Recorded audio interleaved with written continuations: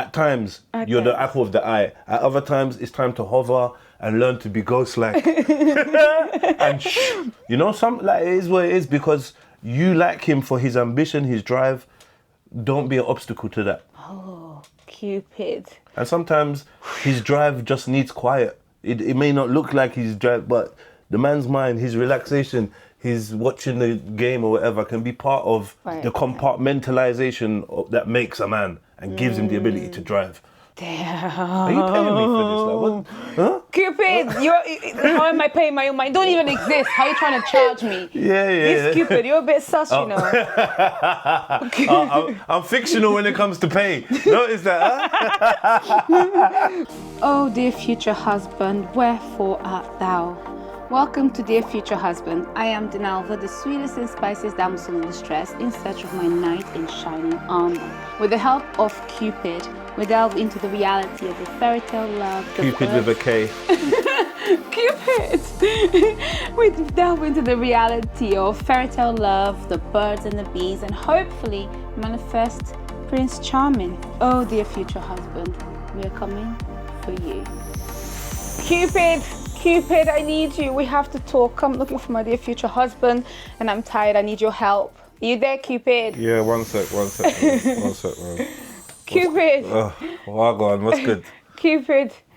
Oh, hold on. Talk to me. Hold on, Cupid. Hold on, this bullshit. You call me and then you're not ready. Cupid. Typical. You call for Cupid and then you're not ready for him. I'm ready, Look, Cupid. I'm I here. mean it this time. So, Cupid, I'm looking for my dear future husband and I need your help. I need you to tell me if I'm delusional or if my fairy tale could really be real, because I'm tired of being alone. Well, you're obviously delusional because you're calling for me and I don't exist. I'm You're already delusional. We options. settled that. But yeah, okay, I can help you. You can help me? Yeah.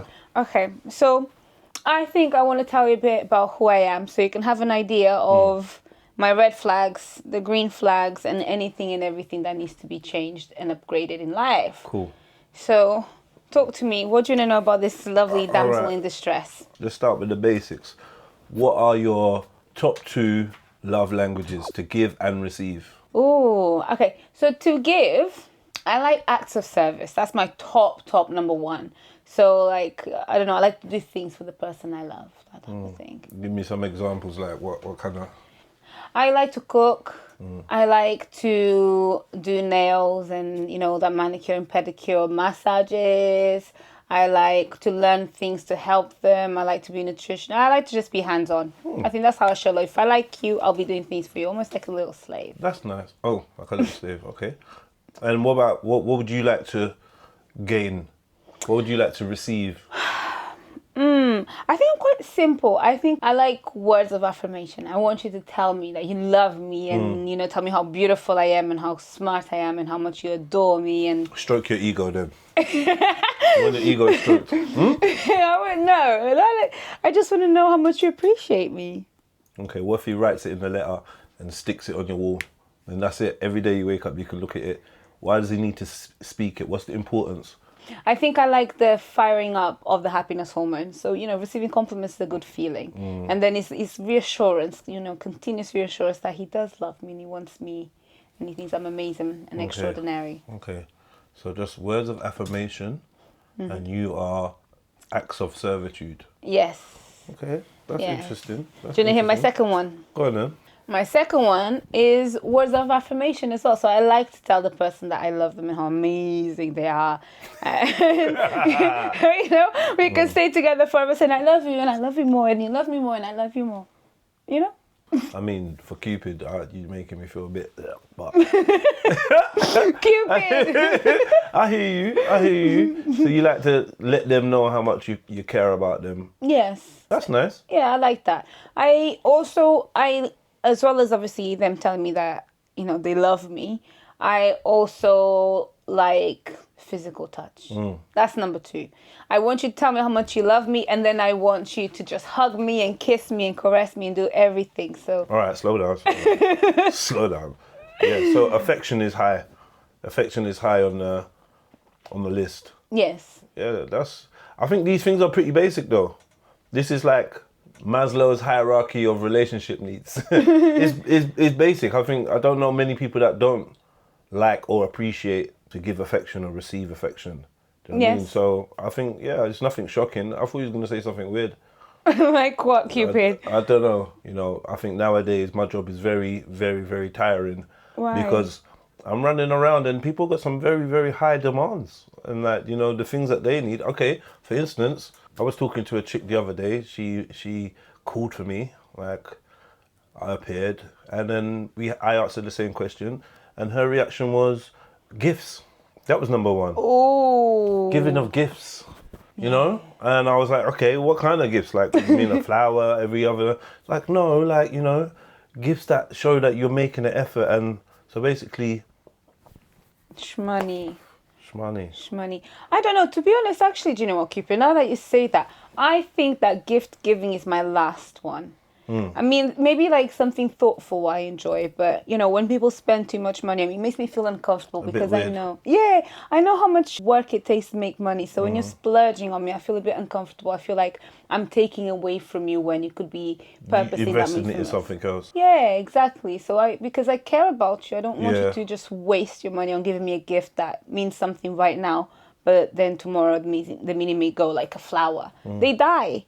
So I don't really care about flowers. I once heard of, I don't know how expensive it is, but I once heard of a woman who bought a star for someone she was seeing. I mean, and had a star named after him. How do I feel about that? How real is it though? Sometimes I feel like things like that can be a bit of a scam. I feel like you'll pay for the star, you'll name the star after the person, and then when really push comes to shove and we're all living in Mars, you cannot go and claim that star back. The government will say it's not yours, Michael. I'm going to look into it because no one's ever named a star after me. I might name a star after myself. Yes, Cupid. I'm sure there's one called Valentine or something. That's not me. That's another guy. They confuse us, but I don't really exist anyway. They confuse us. I don't want to talk about him. Trust me. Okay, sorry. I take it back, Cupid. I take it back. But no, I don't really like gift giving. I prefer physical touch. I like quality time, but it's not as important as what is of affirmation and physical touch. And as of service, I don't mind it. A few, gestures here and there. When we're talking about this guy, are we talking about a guy in the dating stage or this is your husband? Because I think your love languages could change depending on where in the relationship you are. Ooh. I think I'm talking about as like the end goal future husband. Okay. Dating, I don't know what it's like to be dating. I'm not going to lie, Cupid. The reason why I need your help is because I haven't been dating a lot and I feel like I'm a bit rusty in the game. But I do want to find the one forever and always until the end of time that will love me and take care of me and do me right. And you need to tell me, how do I do that? What do I need to change to make it better? Well, I'm not sure that I've got an arrow big enough for that, but I'm going to try. I'm going to try. I'm going to try. You seem genuine and sincere, so we can work together and see what we can come up with. Do you know what I mean? But I'm going to need you to be totally honest with me. I mean, I know the answers already. I'm just humouring you and allowing you to explore your own self. I mean, like I said, I'm basically you. I don't exist. That's I'm true. all in your head. So you're my romantic self. All right, we're getting a bit rainbow, but steady on. I'm a projection. I'm a mental projection. Do you know what I mean? And I'm here to get you to self-discover yourself and understand actually what you're really looking for, and if you are walking towards your destiny or you're walking in the opposite direction. Ooh. You know what I mean? And your potential husband. Are you the potential wife that your potential husband is looking for? Oh, that's what I'm trying to find out. So if I tell you about me, hopefully you'll be able to put two and two together and make the calculations for me, Cupid. Well, I'm all ears. I've put my Kupid phone, my iCupid phone on Do Not Disturb. So let's get on with it, man. Let's go on with it. Do you want to know my red flags, though? Do you want to know how I change a little bit when sometimes I might be a bit upset?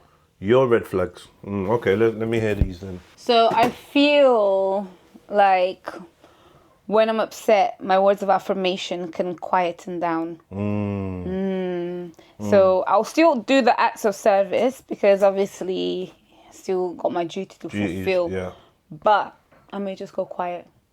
What do you think about that? Is that a red flag? No.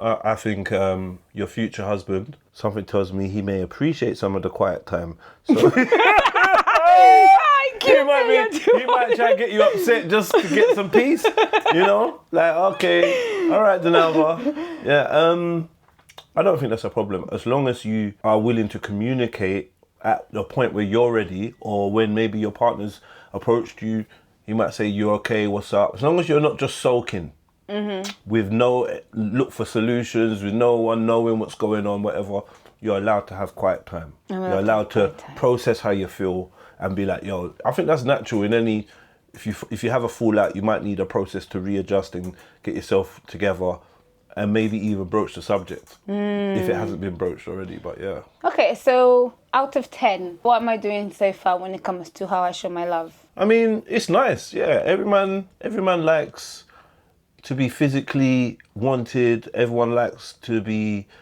physically, affection shown, nice words. It's cool. It just depends if it's cliche or not, If you're saying stuff that's genuine, it's nice. If you're just saying it because it's a nice thing to say and it doesn't have that much meaning, it can become frivolous. So I think as long as you're targeted and effective and genuine, sincere in the moment when you're saying these things, it's not just a habit, great. Question, what is cliche, Cupid? Because I may have made some mistakes already. Can I say, did it hurt when you fell from heaven? Can I say things like that? Is that okay? Do men not like sweet words? What is a sweet word for a man? That sounds like a chat up line. That's what it sounds like. You already got the man and you're saying these things. I mean, I think the best words of affirmation for a man genuinely would be noticing when he's maybe at a low point, noticing when maybe he's made a small achievement and commenting on it. And do you know what I mean? And, listen, I love the way you handled that. That man was so rude, but the way you handled it, this is why I love you. Little small ones, like affirm that, his character and just support him, just be somebody that he feels like is definitely in his corner. And you can do that like you do with your children by, speak empowering to them and affirming their greatness and also being able to lovingly say, look, hey, this is something that I think you can do. You're not doing it. Let's discuss why it's not happening. Let's discuss why you're struggling with this. Let's discuss why you have this hurdle. Let's discuss ways to, the best way, help provide solutions. Oh, okay, Cupid. I will help to provide solutions. Yeah. As a man, what are certain things that are good for acts of service? Because I said I like to do manicure and pedicure. Is that a good thing? Do you guys like that? Or am I delusional? I think some men will just tolerate it. Like, yeah, it's nice. And, it's nice to be looked after. He doesn't have to act like he likes it. But he will just enjoy the fact that you're doing your thing. Maybe he thinks you like it more. Things that he acts of service for a guy that he will really, really appreciate. Yes. Apart from the standard of, cooking a nice meal, whatever. Okay, I shouldn't say standard. Little things like your man comes home at 1 o'clock. He's expecting you to be asleep, whatever. It's all been arranged. He knows he's coming in late. For him to come back and maybe find a meal with the cover on the top and a little note when he wasn't expecting it, like, hey babes, you know what I mean? Or even to get up and say, listen, just sit there for a minute. It's going to take 20 minutes. I'm going to make you something. That's something that a man will be like, wow. Okay. I'm walking in the rain, in the snow, in the cold. I'm working hard. I'm coming home. It's late at night. And guess what? This beautiful lady is going to get up and make something for me. I'm not going to ask. I'm not going to have the guilt of saying, oh, baby, I'm hungry. Yeah. And she's just done it for me. Lovely. Out of her own will. Yeah. And just don't get upset when he's already had a chicken burger house. Don't be upset when he's already grabbed some takeaway, but it's the thought that counts. I think these things go a long way to show character. One thing I saw one day. Talk to me, Cupid. I was down on earth chilling, watching you guys' TV. And I saw a music video with a young lady you look a little bit like. You know who Samantha Mamba is? Samantha who? Samantha Mamba. Samantha Mamba? Yeah. No. Okay, there's a woman called Samantha Mamba, a singer from Dublin. Anyway, she was in a video with this guy and the intro was like, how do I know that this woman's the one? What test? The man was talking to his homies. He's going on a date. How do I know this woman's the one? How can I find out? And the man said, you know what? This is what you do. When you go to pick her up, you drive outside her house. When she comes outside, you get out, you walk around to her side of the door and you open the door for her. and let her in. Then you walk around to your side of the door. If by the time you get to your side of the door, she hasn't reached over and opened the door for you, she's not the one. Oh, that's interesting. Why do you think that is? Because I don't know. I think I would have failed the test. Yeah, well, it's to show that even though your chivalry or whatever is to help me, I've got your back too. I ain't just here to be a passenger. I ain't just here to be driving Miss Daisy, to be, chauffeured. Yes. This is a team. So I will help you when you help me, I help you. It's normal. It's reciprocal. It's a reciprocal energy. Cupid, you've given us some sauce tonight. When he opens the door, ladies, open the door straight back. Yeah. He might just wifey you. Trust me. It's the little things, Okay, I like that. It's the little What things. about taking off his shoes when he comes in from work? Like, babes, come here, sit down. If I'm honest with you, I don't go, I get calls all the time. I don't go into houses where you can wear your shoes in the house. So if your shoes are already on in the house, something's wrong. And, I don't know how love is in that house because I'm not going to be there. My arrows ain't going to be going there. So take your shoes off at the door, regardless. But I understand, foot massage, all these little things, just caresses and whatever. When he is reading your man, just like he's going to read you. But it's important, ladies, to read your man. So there's times where he doesn't want to be touched. There's maybe some things that some of your love languages you want to express, and he doesn't want that. Oh. So prepare to balance your expectations with reality, and don't keep forcing a fantasy on somebody that doesn't want it, because then it becomes pressurized, and it can give men the ick. And men display the ick in strange ways. Cupid, excuse me, rewind. What do you mean? How do they display the ache in strange ways? You just might think his behaviour's a bit strange when you're trying to do something. Oh, baby, I love you. Oh, baby, You're trying to have a certain, a really girly moment, which I think is mainly based on TV. Because a lot of the men, okay, baby, I love you, okay, blah, blah, blah, but, getting too carried away with the Roman antics. I'm not sure how many men that's actually their default. That's really, really what they want. They were entertaining it for a while, but I think you got to remember you're dealing with a man. And you treating him the way you want him to treat you can go wrong.